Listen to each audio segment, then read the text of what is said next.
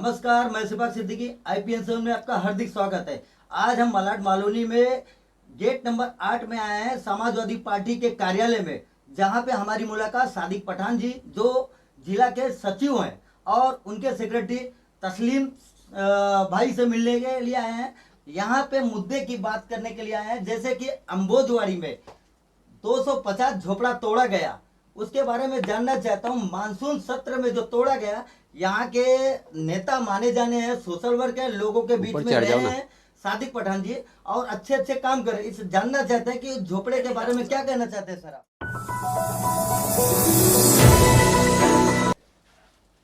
भरी बारिश में गरीबों का झोपड़ा तोड़ा गया, देखा, मैं गया, राउंड लिया उधर।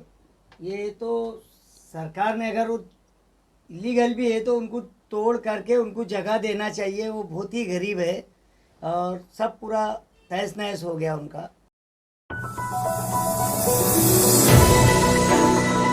आपकी पार्टी के तरफ से उन लोग को क्या सहयोग करना चाहते हैं, जैसे कि बेचारे आज रोड पे आ गए हैं, उनके पास तालपत्री तक नहीं है, मानसून सत्र में उनके बच्चे भी बीमार, और आपकी पार्टी इसके तरफ से क्या सपोर्ट आएगा।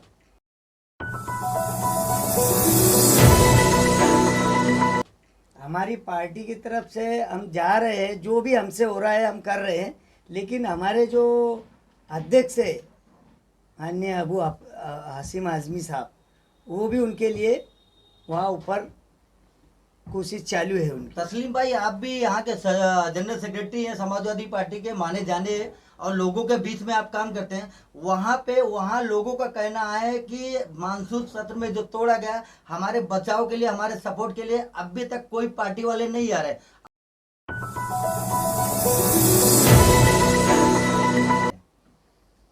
हमारे ये जो समाजवादी पार्टी है जी, हमारे जो अध्यक्ष है अबू हाशिम साहब, ये विधानसभा में लगातार आवाज़ उठा रहे हैं और इसके लिए पूरी कोशिश कर रहे हैं, जी जान से लगे हैं। और हमारा मानना ऐसा है कि BMC या कलेक्टर या पुलिस किसी के भी सहयोग से या BJP के किसी लीडर के, हमारे पास उड़ती खबर आ रही है कि इसमें BJP के लीडरों का हाथ है।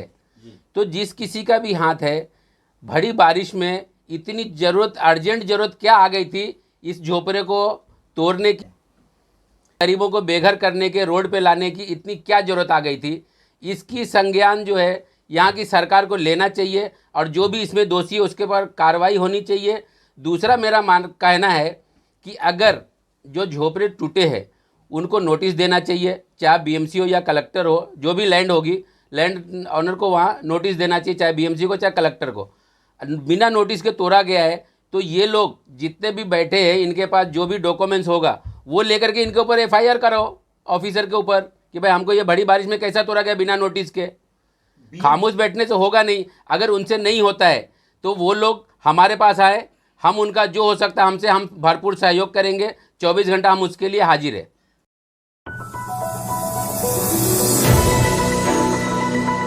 BMC चुनाव में आपकी पार्टी यहाँ पे कितने उम्मीदवार उतार रहे हैं, कुछ आपको उसके बारे में बताइए। देखिए, ये तो कितने उम्मीदवार उतारे जाएंगे ये तो हमारे जो बड़े गिरजा शंकर साहब, हमारे जिला अध्यक्ष है, वो बताएंगे, अबू हाशिम साहब बताएंगे।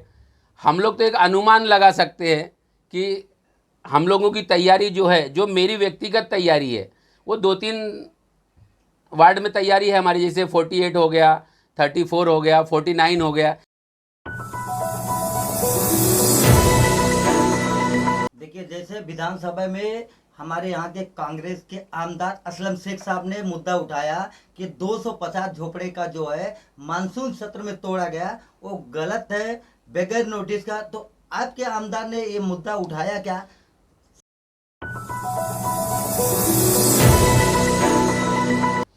हमारे आमदार ने पहले उठाया, ये यहाँ के विधायक ने बाद में उठाया। हमारे आमदार ने अंबुजवारी का उठाया, चारकोप नाके में तोड़ा गया करबला मैदान का, उसका मुद्दा उठाया। हमारे अबू हाशिम साहब ने पहले आवाज़ उठाया, बाद में यहाँ के विधायक ने उठाया। जिस तरीके से तस्लीम भाई, आपने कहा कि हमारे आमदार ने आवाज उठाया, बेशक इसमें कोई शक नहीं है कि अबू हाशिम साहब ने आवाज उठाई, लेकिन उन्होंने सिर्फ चारकोप का आवाज उठाया, अंबोजवारी का आवाज नहीं उठाया। दूसरी बात, खैर आवाज कहीं की भी उठाई, लेकिन वो भी जिसके साथ गलत हुआ उनकी आवाज उठाई।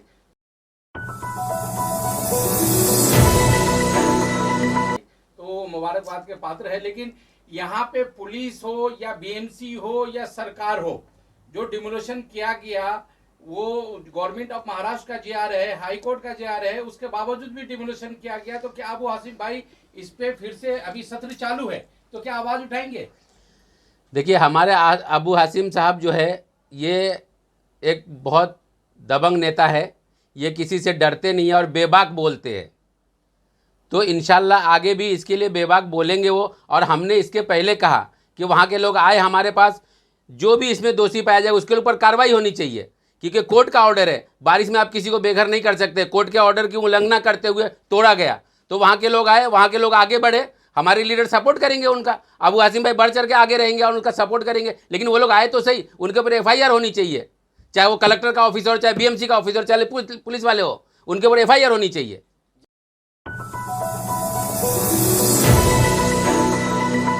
जैसे कि आपने कहा कि बीजेपी के कुछ जो लीडर है उनका हाथ है, तो आपका इशारा किसकी तरफ है? यहाँ के एमपी की तरफ है या मंत्री जी लोढ़ा की तरफ है?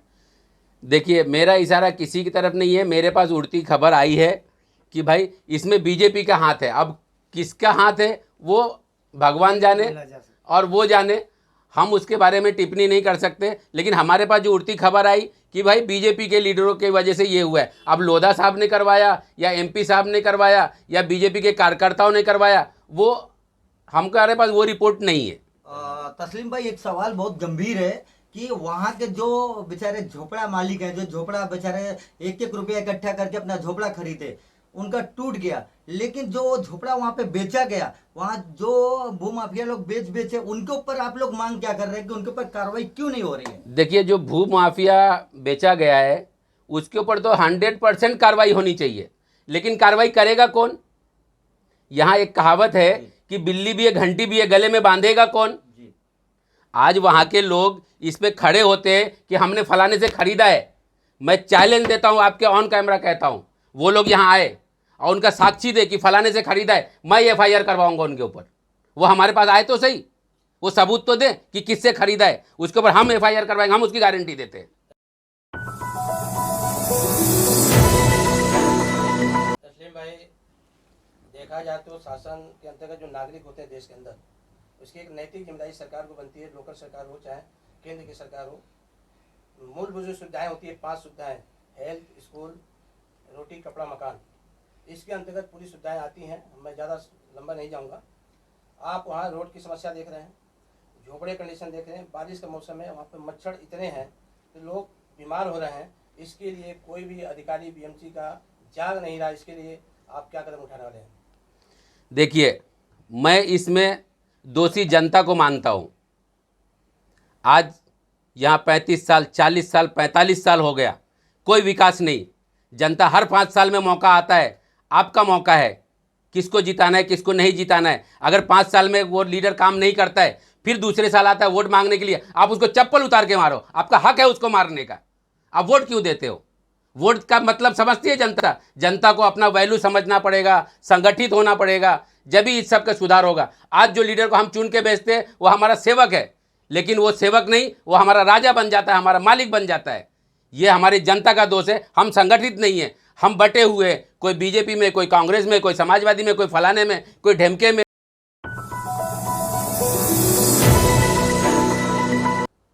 तो नगर सेवक जो वर्ड लगा हुआ है, नगर धन सेवक, लेकिन इसका उल्टा हो रहा है, जो कि एक तरह से तानाशाही और राजाधिकार से जो राजाओं का जो होता था वो अधिकार जमाए जा रहा लोगों के ऊपर। ये कहना आपका?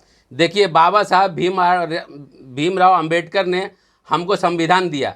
संविधान में हमको हमारा सेवक चुनने का मौका दिया कि भाई आप, आम जनता कारपोरेशन में नहीं जा सकती है, नहीं बैठ सकती है, संसद में नहीं बैठ सकती है, विधानसभा में नहीं बैठ सकती है, तो आप लोग अपने में से किसी एक अच्छे आदमी को चुन के दो जो आपकी वहाँ आवाज़ उठाए।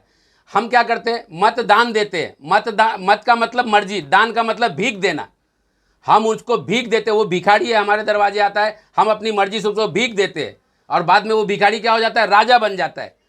तो हमको क्या करना चाहिए? उस भिखारी को लात मारना चाहिए 5 साल के बाद। लेकिन हम नहीं, हम उसके आगे पीछे करते, हम उसकी चमचागिरी करते हैं, तो क्या होगा? यही हाल होगा।